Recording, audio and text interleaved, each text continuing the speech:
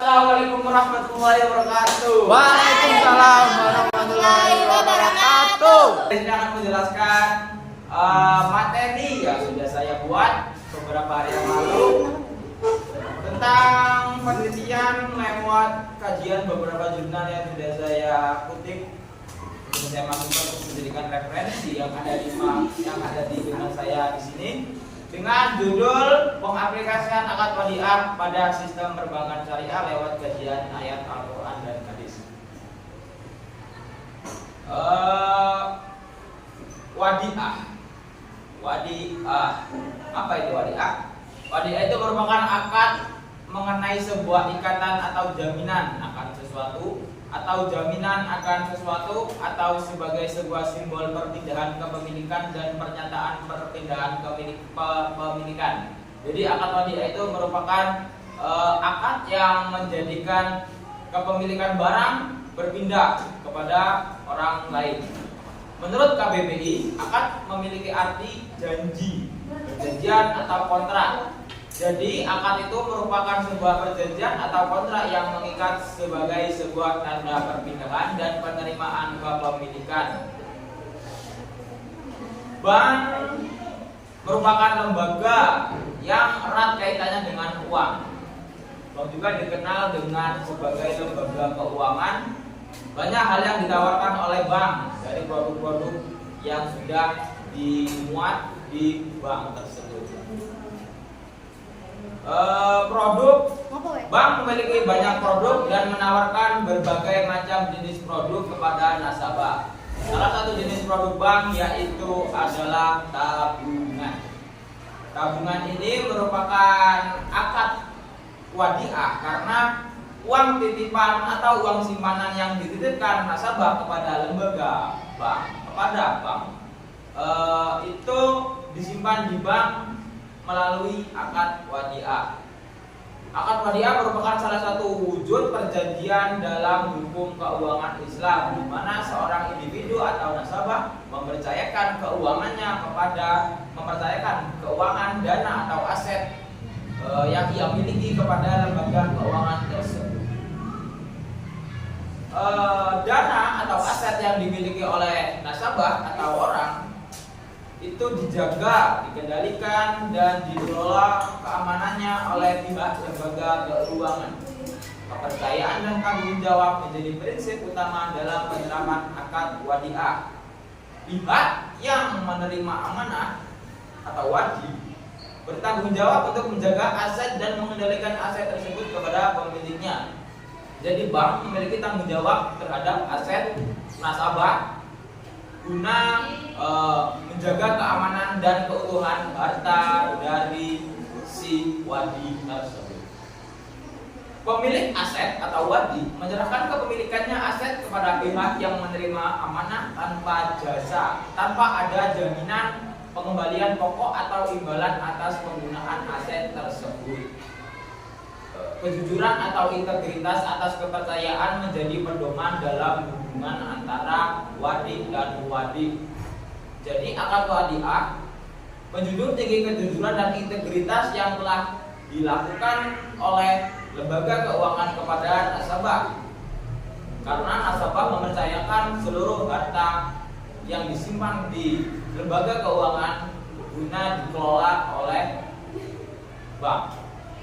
Akad wadiah diaplikasikan dalam berbagai jenis keuangan Islam seperti tabungan di bank syariah, transaksi perbankan syariah, safe deposit box, penitipan amanat, pengelolaan dana amal. Pemilik aset tidak memperoleh keuntungan atau imbalan tetap terhadap penggunaan aset yang dimilikinya, kecuali ada persetujuan khusus antara wadi dan muwadi. Jadi aset atau harta yang dititipkan wadi kepada muwadi itu wadi tidak menerima keuntungan dari harta yang dititipkan, kecuali jikalau di awal perjanjian itu ada kesepakatan antara wadi dan muwadi, di situ mungkin bisa. Dasar hukum produk telah dijelaskan. Hukum wadiah itu Allah berfirman dalam surat An-Nisa ayat 58. Bismillahirrahmanirrahim. innallaha ya'murukum an tu'adul amanati ila ahliha wa idza akamtum bainan nasi an tahkumu bil adl innallaha ni'ma ya'idkum bihi innallaha kana sami'an basira. Yang artinya sesungguhnya Allah menyuruh kamu menyampaikan amanah kepada pemiliknya. Apabila kamu menetapkan hukum di antara manusia, hendaklah kamu tetapkan secara adil.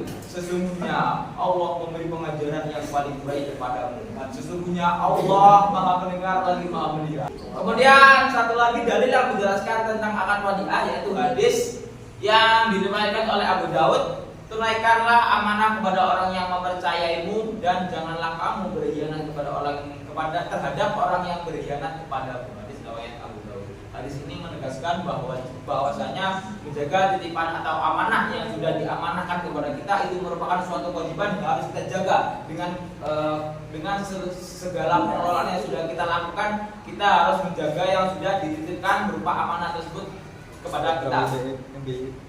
Itu tadi merupakan penjelasan lewat hukum, dalil, ayat Al-Quran dan hadis. Kemudian ada keterangan hukum positif dari undang-undang dijelaskan pada tahun 1998 nomor 10 tentang perubahan atas undang-undang nomor 7 tahun 1992 tentang perbankan, yaitu kita juga menemukan dalam pasal 36 huruf A poin 2 PBI nomor 6/24 PBI 2004 tentang bank umum yang menyelenggarakan kegiatan usaha berdasarkan prinsip-prinsip syariah.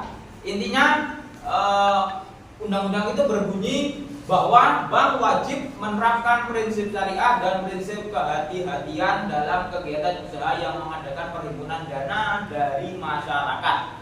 Dalam membentuk simpanan dan investasi antara lain berupa tabungan berdasarkan prinsip wadiah. Setelah itu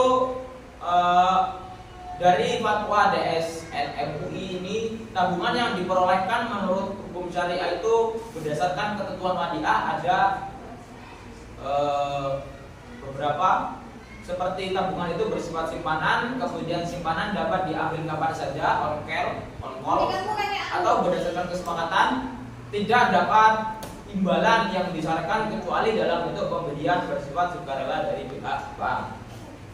Kemudian prinsip-prinsip dalam prinsip akad wadiah dalam perbankan itu, prinsip wadiah itu mengacu pada proses kesepakatan di mana nasabah menyetorkan uang ke bank dengan tujuan agar bank bertanggung jawab menjaga uang tersebut dan mengelolanya, kemudian menjamin investasi di bank syariah apabila terjadi tuntutan dari nasabah.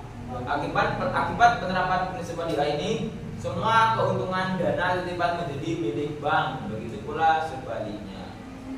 Berdasarkan peraturan perundang-undangan yang ditetapkan oleh BI, prinsip ini berlaku dalam kegiatan perhimpunan dana masyarakat umum dalam bentuk simpanan yang meliputi biro, tabungan, deposito, dan bentuk lainnya.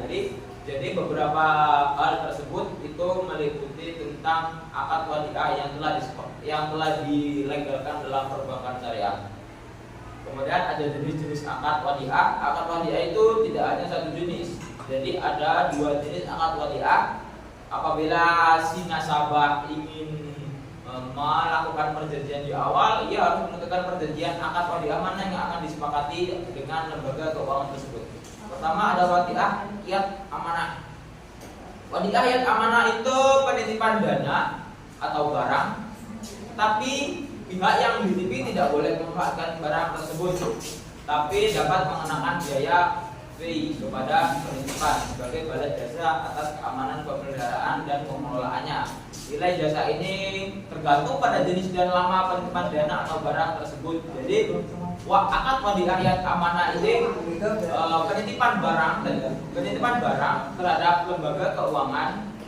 Lembaga keuangan tidak boleh mengelola barang atau harta yang telah dititipkan tersebut.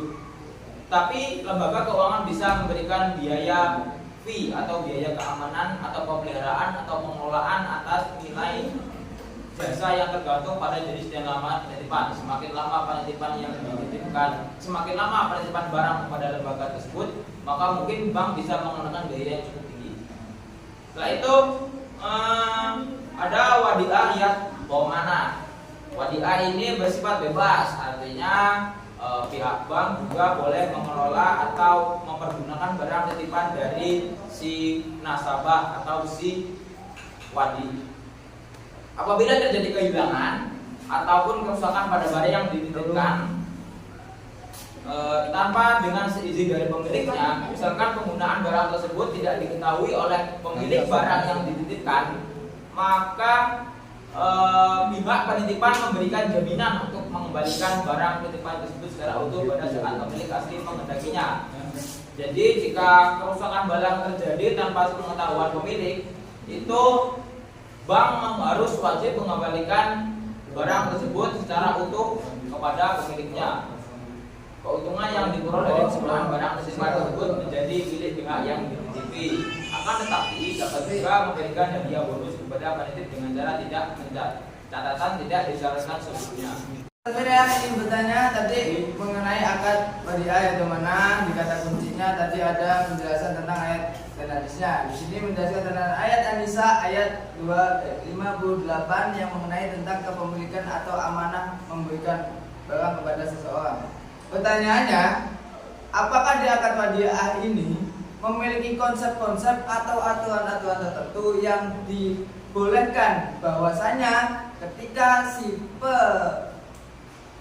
penitip tidak melunasi, kita melakukan asusila ataupun tindakan-tindakan untuk menindas si nasabah. Maksudnya mengancam itu? Ya, seperti ya entah kita gimana caranya mendesak orang tersebut untuk melakukan pembayaran. Itu ada konsep-konsepnya atau ada urusan-urusannya? Ya. Oke. Jadi hadis ayat Al-Quran yang membahas tentang wadiah ini, wadiah itu merupakan titipan. Hadis ini membahas tentang wadiah yaitu titipan yang menekankan pentingnya menjaga amanah dan tidak berkhianat.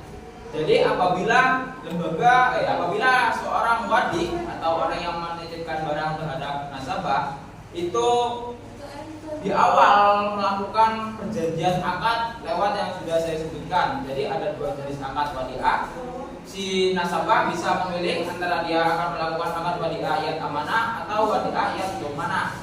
Jika dia melakukan akad wadiah ayat amanah, berarti barang yang dititipkan kepada lembaga keuangan itu tidak bisa diotak-atik tanpa seizin dari seorang nasabah. Tapi jikalau di awal dia melakukan akad wadiah ayat amanah, berarti bank boleh melakukan bebas. Bank itu bebas melakukan pengelolaan terhadap harta yang telah dititipkan dari seorang nasabah.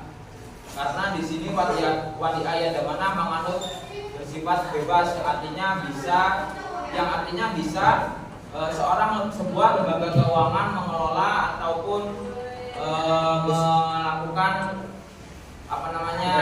tindakan pengoperasian barang dari barang yang telah dititipkan kepada lembaga keuangan tersebut. Ya, cukup. Ya, terima kasih Mas. Oke, mungkin itu saja yang dapat saya sampaikan. Kurang lebihnya saya mohon maaf. Pada Allah saya mohon ampun. Saya Adri wa Wassalamualaikum warahmatullahi wabarakatuh. Waalaikumsalam warahmatullahi wabarakatuh.